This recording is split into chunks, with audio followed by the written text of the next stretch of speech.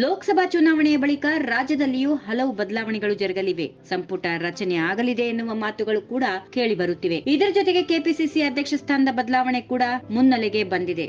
ಇನ್ನು ಎಷ್ಟು ದಿನ ಕೆಪಿಸಿಸಿ ಅಧ್ಯಕ್ಷ ಸ್ಥಾನದಲ್ಲಿ ಇರುತ್ತೇನೋ ಇಲ್ಲವೋ ಗೊತ್ತಿಲ್ಲ ಎಂದು ಡಿಸಿಎಂ ಡಿಕೆ ಶಿವಕುಮಾರ್ ಅವರು ನೀಡಿದ ಹೇಳಿಕೆ ಬೆನ್ನಲ್ಲೇ ರಾಜ್ಯದ ಕಾಂಗ್ರೆಸ್ನಲ್ಲಿ ಕೆಪಿಸಿಸಿ ಅಧ್ಯಕ್ಷ ಬದಲಾವಣೆ ವಿಚಾರ ಮುನ್ನೆಲೆಗೆ ಬಂದಿದೆ. ಹೀಗಾಗಿ ಹಲವು ನಾಯಕರು ಈ ಸ್ಥಾನದ ಮೇಲೆ ಕಣ್ಣಿಟ್ಟಿದ್ದಾರೆ. ಅದರಲ್ಲಿ ಸಚಿವರು ಕೂಡ ಇದ್ದಾರೆ. ಇದರ ನಡುವೆ ಕೆಪಿಸಿಸಿ ಅಧ್ಯಕ್ಷ ಸ್ಥಾನಕ್ಕೇರಲು ನಾನು ರೆಡಿ ಎಂದು ಸಚಿವ ಕೆಎನ್ ರಾಜಣ್ಣ ಹೇಳಿರುವುದು ರಾಜಕೀಯ ವಲಯದಲ್ಲಿ ಕುತೂಹಲ ಮೂಡಿಸಿದೆ. ಡಿಕೆ ಶಿವಕುಮಾರ್ ಅವರ ಕೆಪಿಸಿಸಿ ಅಧ್ಯಕ್ಷ ಸ್ಥಾನದ ಮೇಲೆ ಸಹಕಾರ ಸಚಿವ ಕೆಎನ್ ರಾಜಣ್ಣ ಕಣ್ಣಿಟ್ಟಿದ್ದಾರೆ.